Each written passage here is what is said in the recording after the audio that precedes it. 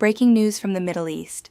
All 6 crew members of a U.S. KC-135 refueling aircraft are now confirmed dead following a crash in western Iraq.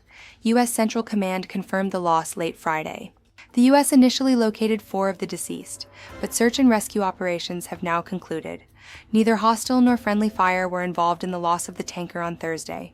The aircraft went down at 14 Eastern Time. While the U.S. describes the crash site as friendly airspace, it sits in a region where pro-Iranian militias have long held significant influence.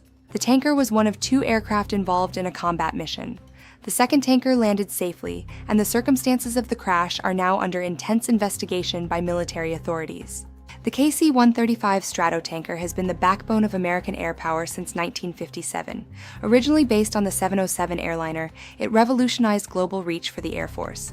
Powered by 4 turbofan engines, this aircraft can take off at gross weights of up to 322,000 pounds.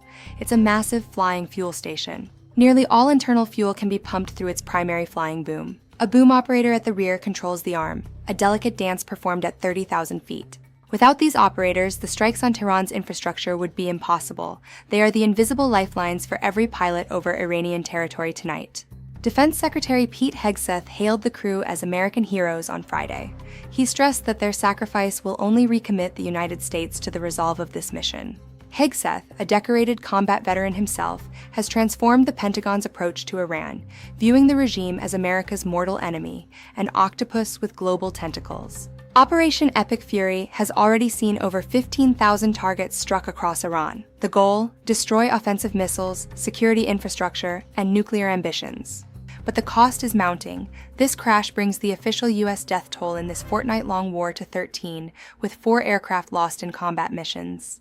Earlier this month, 3 F-15s were shot down in an apparent friendly fire incident over Kuwait. All 6 crew members ejected safely, but the incident remains a flashpoint. Iran's military claimed on state TV that an allied group targeted the tanker with a missile.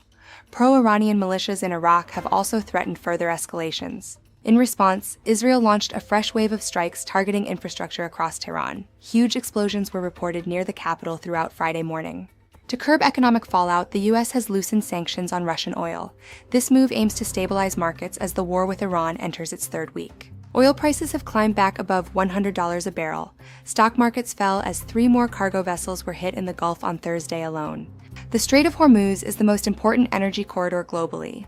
20% of daily oil supply and significant LNG volumes pass through this narrow waterway. Major oil producers rely on this passage for exports, with much of it destined for Asian markets, especially China, which is now facing a massive supply disruption. In response, the IEA has ordered the largest release of government oil reserves in history, 400 million barrels, to prevent a total market collapse.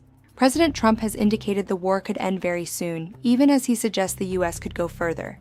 The administration's focus is on restoring energy security. France remains a key player through Operation Shamal, with nearly 1,000 personnel in Iraq training local units to combat terrorism. Yesterday, a drone attack on a Kurdish military base killed Staff Sergeant Arnaud Frion and wounded 6 others. He was the first European military death of the war. President Macron condemned the attack as unacceptable, emphasizing that France is in Iraq for counterterrorism, not to participate in the burgeoning war with Iran. This tragedy underscores the immense strain on an aging fleet. While the newer KC-46 Pegasus is slowly entering service, the Stratotanker remains the workhorse in this high-intensity conflict. As coalition forces face increasing drone threats and market instability, the hope for regional stability rests on a knife's edge. Every combat mission now carries global weight. Back in western Iraq, the investigation into the KC-135 crash continues.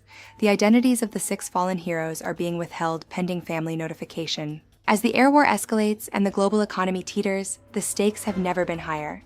For Frontline USA, I'm reporting on a world at the edge. The conversation is just beginning.